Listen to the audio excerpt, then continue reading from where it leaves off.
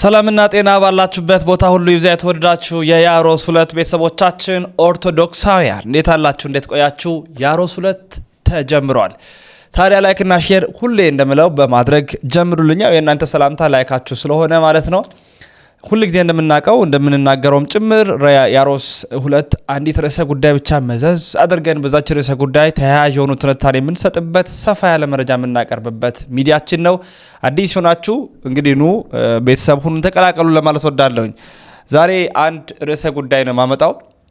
ብፁዕ ቅዱስ አቡነ ማትያስ ቀዳማዊ ፓትርያርክ ርዕሰ ሊቃነ ጳጳሳት ዘኢትዮጵያ ሊቀ ጳጳስ ዘአክሱም ወእጨጌ ዘመንበረ ተክለ ሃይማኖት ቅዱስነታቸው ያስተላለፉትን መልእክት በተመለከተ ነው አንድ መረጃ የማጋራላችሁ። ቅዱስነታቸው በሐዘን መንፈስ ሆነው መነኩሴ ሂድ ተዋጋ ግደል እንዴት ይላል በሚል መንፈስ ነው ያወሩት። ይህን ደግሞ ያወሩት እንግዲህ እንደምናስታውሰው መነኮሳያት እናት አባቶቻችን በመንበረ ፓትርያርክ ጠቅላይ ቤተ ክህነት ጉባኤ ስብሰባዎች ነበሯቸው። የአቋም መግለጫዎችም ወጥተዋል። በዚህ ላይ ቅዱስነታቸው እንግዲህ ቃለ ምዕዳን ቡራኬ በሰጡበት ሰዓት ላይ ነው ያስተላለፉት። ቅዱስ ፓትርያርኩ ያስተላለፉት መልእክት አበው መነኮሳት የሰጡትን መግለጫ የማስደምጣችሁ ይሆናል። እናንተ ታዲያ ላይክ አድርጉ፣ ሼር አድርጉ። በትክክለኛነት ነው የወደድኩት። የአባታችን በረከት በሁላችን ላይ ይደር። የወደድኩት ሀሳባቸው ነው።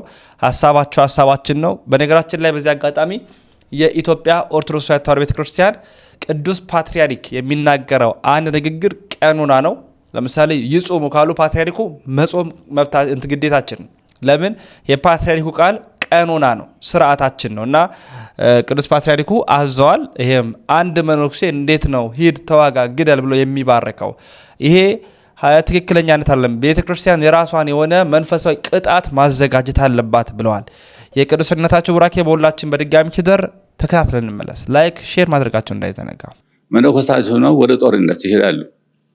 ትክክል አይደለም። ይሄ ተቆጥቷቸው ይሄ ሁለት ሰው መሆን አይገባም። አንድ ሰው ከገባንበት በቃ ወደ ኋላ ለፌ የለም። አንድ ሰው አንድ አቋምን መያዝ ያለበት። ወደ ጦርነት እንዘምታለን እያሉ መፎከር እስቲ ሰው መነኩሴ ይጸልያል እንጂ እንዴት እንደዚህ አይነት ድርጊት ውስጥ ይገባል? አድራሻ የሌለው መነኩሴ፣ አድራሻ የሌለውን ቄስ፣ አድራሻ የሌለውን ዲያቆን በጥብቅ ቁጥጥር ተለይቶ ለመነኮሳቱም ለቀሳውስቱም ለዲያቆናቱም ራሱን የቻለ የጠቅላይ ቤተ ክህነት አርማ ያለውና ለቁጥጥር አመች የሆነ መለያ ቁጥር ያለው ዲጂታል መታወቂያ ተዘጋጅቶ በስራ ላይ እንዲውልልን እንጠይቃለን። ወደ ቀኝ ወደ ግራ ፎከራለሁ ተኩሳለሁ የሚል ነገር አጸያፊ ነገር ነው። መንፈሳዊ ቅጣት ያስፈልገዋል። መንፈሳዊ ቅጣት ይቀጣ እና ይሄ አሰዳቢ ነው። እግዚአብሔርም ሰውም አይወደውም ይሄን ድርጊትና ይህ ጉባኤ መንፈሳዊ ጉባኤ መንፈሳዊ የሆነ ጉባኤ ነው እና ተገቢነቱም ያው ሁላችንም የምናምንበት ነው።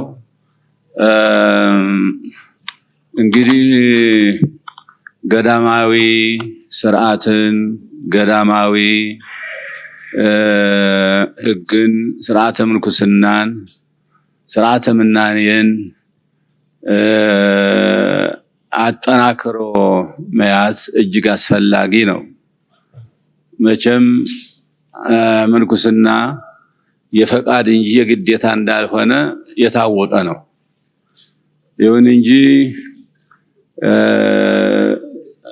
በፈቃዱ ሰው ወደ ስርዓተ ምንኩስና ገባለሁ ወደ ገዳማዊ ሰው ሆናለሁ ብሎ ወዶ ሲመጣ በእውነት በክብር መቀበል ነው። ግን እቺ የ3 ዓመት አመክሮ ባትረሳ ጥሩ ነው። እቺን ቅድም ሲጠቀስ ሰምቻለሁ። በጣም ደስ የሚል ነው የሰማነው። የስብሰባው ውጤትም እጅግ የሚያስደስት ነው። ሁሉም እንደዚሁ በየጊዜው እየተገናኛችሁ ይህንን ስርዓተ ምንኩስና፣ ስርዓተ ገዳም፣ ስለምናኔ፣ ስለዚህ ሁሉ ያው ውይይት ቢደረግና እየጠነከረ ቢሄድ በጣም ጥሩ ይሆናል። መቼስ ምንኩስና ወይም መሆን ነው ወይም አለመሆን ነው። መሆን ወደን ከገባንበት አጥብቀን መያዝ አለብን። እኔ እናንተ ሆናችኋል ለሚመጡት ነው የምናገረው። ለወደፊት የሚመጡት ወንድሞች እህቶች እናቶችም አባቶችም ወደፊት የሚመጡት ይህንን አውቀው እንዲገቡ ይህንን አስበውበት እንዲገቡ በጣም አስፈላጊ ስለሆነ ስርዓተ ምንኩስናን እጅግ አጥብቆ መያዝ ያስፈልጋል። ከገባንበት ገባንበት በቃ ወደኋላ ለፌ የለም። ስለዚህ ስለ ስርዓተ ምንኩስናና ስለ ስርዓተ ገዳም ሳያውቅ ዝም ብሎ ቆቡን ቸኩሎ መስጠት አስፈላጊ አይደለም በእውነቱ። ምክንያቱም ሰው ነውና መፈተን አለበት እሱም ራሱ። ይሄ ለገዳማችን ለገዳማት ክብር፣ ለስርዓተ ምንኩስና ክብር፣ ለሃይማኖታችን ክብር ስለሆነ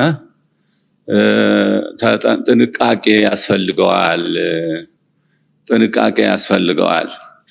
ወይም መነኩሴ ከሆኑ በኋላ ለፌ ማለት በፍጹም አስፈላጊ አይደለም። ምክንያቱም የገባንበትን ዓላማ ለእግዚአብሔር የገባንበትን ቃል መርሳት ነው የሚሆነው። እሱ ደግሞ አይጠቅም። አንደኛ ቤተክርስቲያንን ያስወቅሳል። ሁለተኛ ደግሞ እኛም ለራሳችን ወይም ከዚህ ሳንሆን አጉል የሚያስቀር ነገር ነውና አስቡበት፣ ተነጋገሩበት። አመክሯ አትረሳሰብ። ቸኩሎ መውሰድ የለበትም ይሄን ስርዓተ ምንኩስናውንና በዚሁ ጥንካሬ እንዲደረግ ነው የማሳስበው። እንግዲህ ከዚህ ሌላ ደግሞ ያው ስለ ሀገር ሰላም፣ ስለ ፍቅር፣ ስለ አንድነት፣ ስለ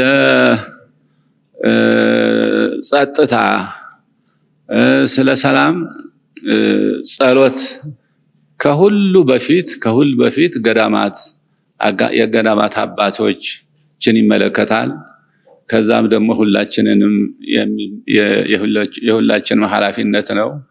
በተለይ በገዳማት ደግሞ የበለጠ ጸሎትና ምህላ ቢኖርበት እና ያለውን ችግር አምላካችን ያው ወደ ይህን ያለውን ችግር ሁሉ አስወግዶ ማለትም ያለውን የሰላም እጦት እግዚአብሔር አስወግዶ ሰላሙን እንዲያመጣልን አይምሮውንም እንዲሰጠን አምላካችንን መለመን አለብን። የሀገር ሰላም ከሌለ ሁሉም ነገር የለ፣ ምንኩስና የለ፣ ዲቁና የለ፣ ቅድስና የለ፣ ሁሉም ነገር የለ፣ ሌላውም ነዋሪውም ሁሉ የለ። ሰላም ከሌለ ስለ ሰላም ሁላችንም ወደ እግዚአብሔር አምላካችን መጮህ አለብን። ሰላም እንዲገኝ፣ ሰላም እንዲወርድ፣ ሰው ወደ አይምሮው እንዲመለስ፣ እርስ በርሱ መፋጀትን እንዲያቆም ሁላችንም እንደዚሁ በእውነቱ ከእግዚአብሔር ጋር መነጋገር ያስፈልገናል። አንዳንድ ስህተት ይታያል። በጣም አሰዳቢ የሆነ ስህተቶች ይታያሉ። መነኮሳቱ ነው ወደ ጦርነት ይሄዳሉ። ትክክል አይደለም። ይሄ ተቆጥቷቸው ይሄ ሁለት ሰው መሆን አይገባም። አንድ አቋምን መያዝ ያለበት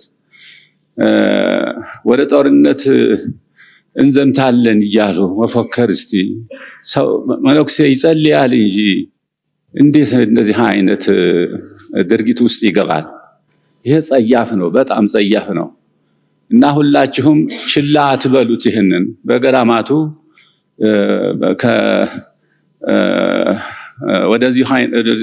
እንደዚህ አይነት ድርጊት የሚፈጽመውን ሰው መንፈሳዊ ቅጣት ያስፈልገዋል። መንፈሳዊ ቅጣት ይቀጣ እና ይሄ አሰዳቢ ነው። እግዚአብሔርም ሰውም አይወደውም ይሄን ድርጊትና ይህን ጥንቃቄ እናድርግ።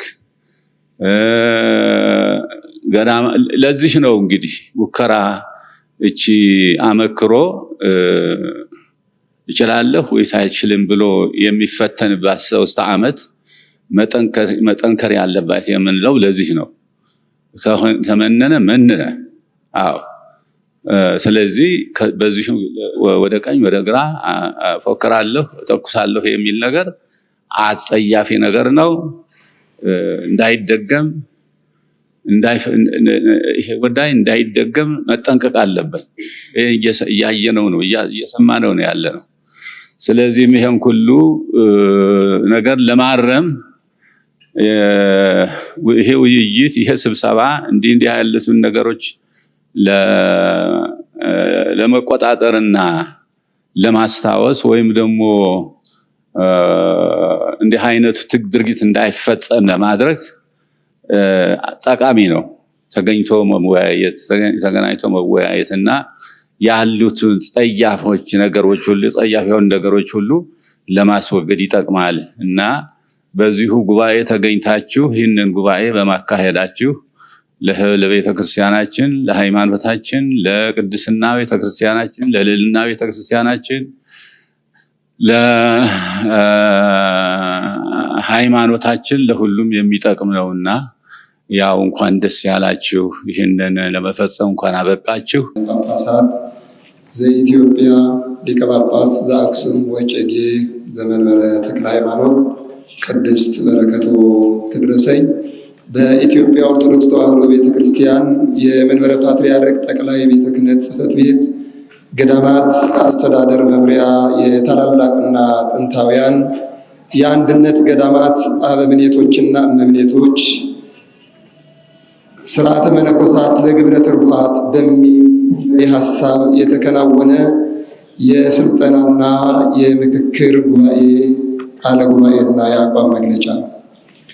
ሀገር አቀፉ ስርዓተ መነኮሳት ለግብረ ትሩፋት የታላላቅና ጥንታውያን የአንድነት ገዳማት አበምኔቶችና እመምኔቶች የስልጠናና የምክክር ጉባኤ ከሚያዝያ 27 እስከ 29 ቀን 2017 የመሰብሰቢያ አዳራሽ የተካሄደ ሲሆን ክርስቶስን በተዋህዶ አንድ አካል አንድ ባህሪ ወልድ ዋህድ በተዋህዶ የከበረ ብላ የምታምን ጥንታዊት ሐዋርያዊት በሁሉ ያለች አንዲት ታሪካዊት ኩላዊት ሉዓላዊት ብሔራዊትና ዓለም አቀፋዊት ቅድስት የሆነችው የኢትዮጵያ ኦርቶዶክስ ተዋሕዶ ቤተክርስቲያን በተመለከተ ስለ ወቅታዊና ሁለንተናዊ የቤተክርስቲያን ጉዳይ ተመካከሩና ተወያይቶ የደረሰበትን የመፍትሄ ሀሳብ በማካተት የጉባኤው ቃለ ጉባኤና የአቋም መግለጫ ከዚህ እንደሚከተለው ቀርበዋል።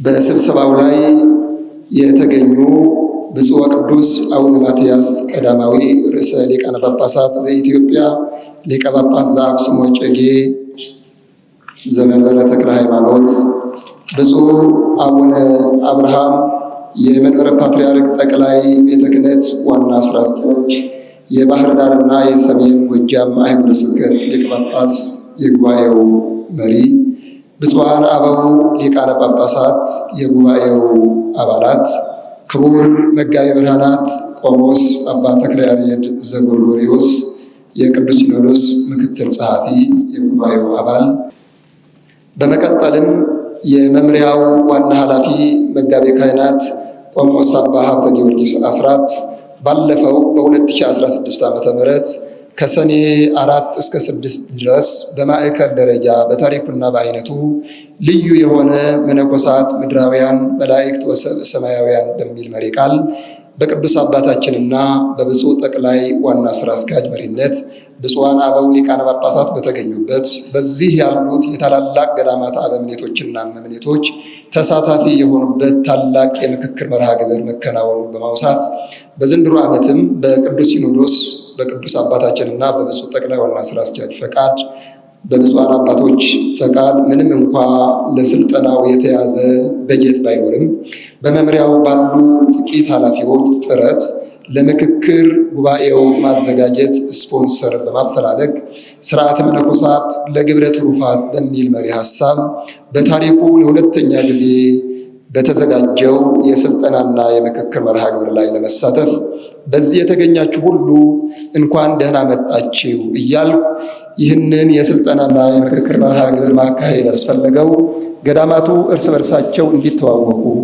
የእውቀት የልምድ ልውውጥ እንዲያደርጉ፣ በምናኔና በልማት እንዴት ራስን መቻል እንደሚቻልና አጽንዖ በዓትን ገንዘብ ማድረግን ከምንም ጊዜ በላይ ለማስገንዘብና ለአንድ ዓላማ ሁሉም ትተው እስከ መነን ድረስ ገዳማቱ ከልመና መንፈስ ወጥተው ወደ ቀድሞ ክብራቸው እንዲመለሱ በአንድነት መንፈስ መስራት የሚያስችላቸውን አቅጣጫ ለማስቀመጥ ነው በማለት በሰላም ያስጀመረ እግዚአብሔር የጉባኤውን ፍጻሜ እንዲያሳምር በመመኘት ብፁዕ አቡነ አብርሃም የጠቅላይ ቤተ ክህነት ዋና ስራ አስኪያጅ የባህር ዳርና የሰሜን ጎጃም አህጉረ ስብከት ሊቀ ጳጳስ የቅዱስ ፓትርያርኩ በረከታቸው በሁላችን ላይ ትደር። የተወዳቸው ኦርቶዶክሳውያን አባቶቻችን መነኮሳት እንግዲህ በአንድነት በመሆን የአቋም መግለጫ አውጥተዋል። በተለይ አድራሻ የሌለው መነኩሴ፣ አድራሻ የሌለው ቄስ፣ አድራሻ የሌለው ካህን፣ አድራሻ የሌለው ዲያቆን፣ የተለያዩ ብቻ በቤተ ክህነት ስር ውስጥ ያሉ አባቶቻችን መምህራን፣